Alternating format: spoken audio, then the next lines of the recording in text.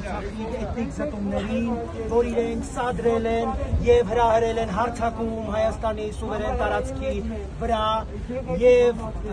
2021-22 թվականների հարձակումները Հայաստանի սահմաններին ուղղակի ծրագրված եւ սադրված է եղել Ռուսաստանի կողմից։ Ռուսաստանը հիբրիդային պատերազմ է իրականացնում Հայաստանի նկատմամբ, պատերազմ իրականացնում են թշնամիները, պատերազմ հակառակորդներն են իրականացնում, մենք եկել ենք ասելու, որ Ռուսաստանը գործող իշխանությունները Ռուսաստանի, դրանք թշնամական ռեժիմի ներկայացուցիչներ են, դրանք դավաճաններ են, մարդասպաններ են եւ մենք չենք պատրաստվում ուղղակի այսպես արամարել նրանց այցերը, նրանց ցանկացած այց բարձրաստիճան արժանանալու է այս վերաբերմունքին եւ մենք որևէ պահի չենք լռելու։ Ինչով եք կանգնած Չգիտեմ ինչով, ոստիկանության գործողությունները դուք տեսաք, ոստիկանները հավանաբար սովոր են, որ իրենց քարերով,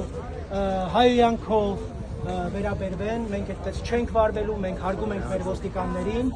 անկախ նրանից թե նրանք ինչ գործողություններ են իրականացնում այդ թվում եւ ապօրինի գործողություններ, մենք մեր ուղերձները կարծում եմ հասցրինք համապատասխան վայրեր Մոսկվայից մինչև Սիկտիվկար եւ բոլոր այն հատվածները, որտեղ հիմա ցնցումներով հետևում են մեր ակցիային,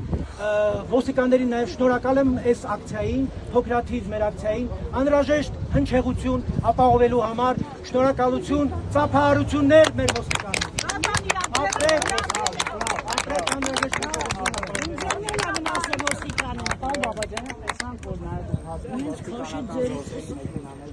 Դրանք ընդհանրապես թաքցնելու համար էին մեր տեսադաշտը ուղղակի որպեսզի գլխավոր մարդասպանը մարդկության այսօր նաև մասշտաբով terroriste, որտեղ մեր համոզմամբ Ուկրաինայում տեղի ունեցողը իրական ցեղասպանություն է, իրական ահաբեկչություն է ուկրաինական ազատարար ժողովրդի նկատմամբ, որպեսզի չտեսնի թե ինքը ինչ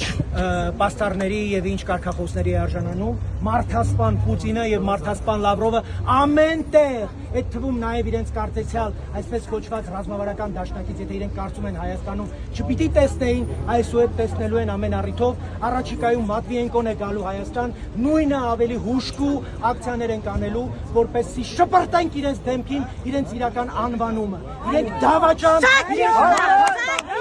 հայատյաց ուրեմն գործիչներ են, իրենք որևէ վաճանի չենք լռելու եւ իրենց դավաճանության մասին անընդհատ բարձրաձայնելու։